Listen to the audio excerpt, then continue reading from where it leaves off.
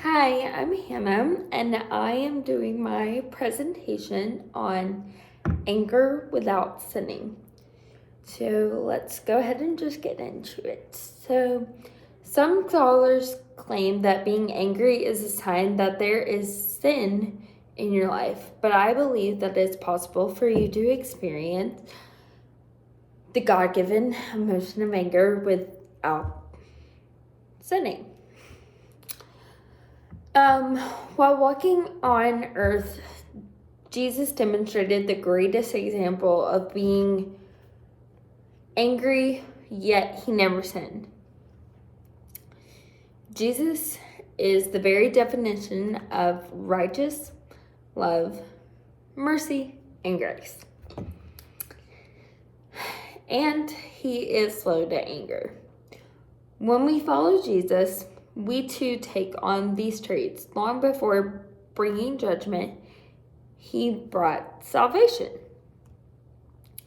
Being slow to anger didn't mean that he didn't experience the emotion of anger, yet it means that he chose to examine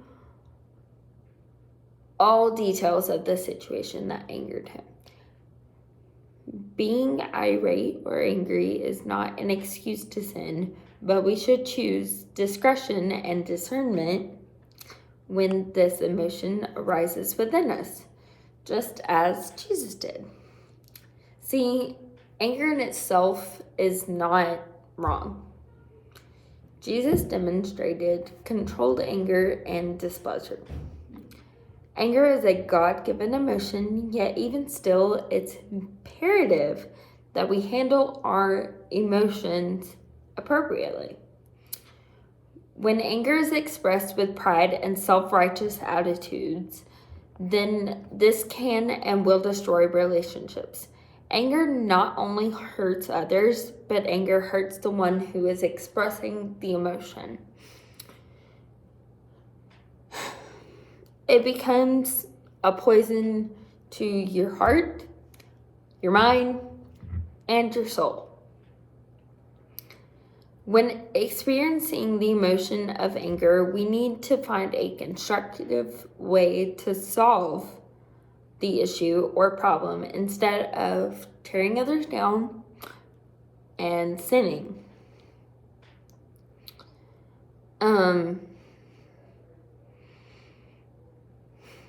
Sin will infect everything we say and do.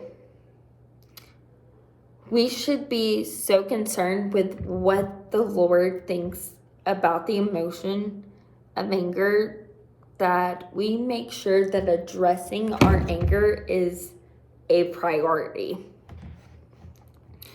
Anger left untreated and not handled carefully will and can lead to sin. Bitterness, hatred, and vengeful thoughts can and will lead to sin. God instructs us to control our anger rather than being controlled by our anger. What does it mean to be righteously angry? God is the very definition of anything and everything good. Being angry at the things and whatever makes God angry is righteous anger. Being angry at things and whatever makes when his very goodness is used in a unrighteous way, or right becomes wrong and wrong becomes right, this is evil. Evil poisons, distorts, and destroys everything holy and righteous because God is righteous. His righteousness demands anger over evil. What is sinful anger? When sinful anger happens, we are more concerned with man or our own flesh than with God. We must remind ourselves that the Bible tells us and reminds us to put away anger, wrath, and malice, and put on the whole armor of God. Sinful anger is selfish and prideful and full of self-righteousness. When we angrily sin, within us develops and produces jealousy, anger, slander, gossip, conceit, disorder, hostility, quarreling, strife, divisions, and anything else that would not be pleasing to God. It is possible to maintain your passion about something without losing your cool. Anger isn't wrong, but how we express it and how far we take it, that determines the outcome. Untreated anger. In Ephesians 4:26, when we are angry, we are instructed to not sin and to not let too much time pass by before we take care of this emotion. As I stated earlier on anger, left untreated or not handled carefully can and will lead to sin. Anger starts with a thought. The thought is planted, then it takes root, and bitterness starts to form, causing us to invite sin into our hearts. Conflict is unavoidable. We must learn to manage it successfully. So, what happens when your anger is out of control and you can't seem to manage it? What if it is over something you are very passionate about? Or worse, what if you are so depressed and overcome by fear and anxiety and you act out in anger? The truth is, anger, when left untreated, escalated into the dimension of the destructive. Harboring anger is destructive to you spiritually, mentally, and physically. It is destructive to your relationships, your home, your workplace, and every area of your life. Studies have shown that people who are angry more frequently and more intensely are at a higher risk for heart disease. This makes so much sense because in a moment when someone is angry, you can hear their breathing get deeper and heavier. Many times when someone is angry, they become red in the face, which is usually because their blood pressure is up. Also, during times of anger, people tend to speak more open and boldly, often saying words they really didn't mean, but their anger took over. Heart problems are not always physical, but can lead to that. Here are some other heart problems that, if left untreated, can lead to physical issues: guilt, greed, and jealousy. Matthew 15:18 says, "But those things which proceed out of the mouth come forth from the heart, and they defile the man." Verse 19 goes on to say, "For out of the heart come evil thoughts." The heart is a hub where we process everything in our life. What's in our heart seeps into every conversation we have. It dictates every relationship. Our very lives emanate from the heart. We live our lives, we parent, lead, relate, romance, confront, react, respond, instruct, manage, problem solve, and love from the heart. Our hearts impact the intensity of our communication. Our hearts have the potential to exaggerate over sensitivities and insensitivities. Every area of life intersects with what's going on in our heart. Everything passes through on its way to where it's going, through our heart. Sometimes we are our own worst enemy. Secrets can damage the heart, no matter if we are having secrets or keeping secrets.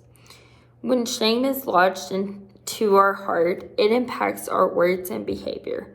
Heart issues take their toll on relationships. Hurting people hurt people who hurt other people who still hurt other people, and it goes on and on and on. It's like a generational curse. Hurt runs deep, and it can erase your faith in God. I have witnessed people exploding their anger like vomit with their harsh words and reckless behaviors. But what happens when anger is held inside and not as obvious? Not venting your anger is still a source of destruction. It's called self-destruction. Learning to harness your anger is key. I've always heard my mom say, forgiveness isn't for the other person anyways, it's for you. I never really understood what that meant until I was older. If we harbor those feelings of anger, they will turn into bitterness and hatred, causing us to sin. This can hurt a lot of people, but we mostly hurt ourselves when we allow our anger to take root. The good news is there is a release from bitterness if we will cry out to God for help. God is righteous and love, merciful and gracious and slow to anger. Long before bringing judgment, he brought salvation. When we follow Jesus, we too take these traits. Hebrews 5:14 speaks of the requiring discernment. We must be conformed to the image of God, like the Bible tells us in Romans 8:29. When we allow God's thoughts to become our thoughts, things within us begin to change. We must identify the lies that the enemy wants us to believe. When our hearts are stirred, we can become most aware of what they contain. Anger sometimes is shifted from one generation to the next, so it makes it easy for your story to not only explain your behavior, but it feels justified. A built-in excuse for everything you do becomes your crutch. In times like this, you know you aren't acting or reacting the way you should, but rather than do anything about you, fall back on your story. The problem with this is justifiable feelings can create ennobling as well. Good excuses rarely collect dust. We use them over and over. Decide to discard your crutches. Use your story as a testimony, not a crutch. Change requires effort, pain, discomfort, forming new habits. It takes a habit to break a habit. Unaddressed or untreated anger causes you to feel stuck in a whirlwind or fury and rage. There is release from bitterness and anger. When we do act out in anger, we must learn to move beyond mere apologies into true confessions. We must learn to channel passionate emotions correctly, take hold of the root of bitterness, and find true forgiveness. Last thing, the enemy tries so hard to make us think that we are dealing with a problem bigger than we can handle, but when we change the way we think, it changes our lives.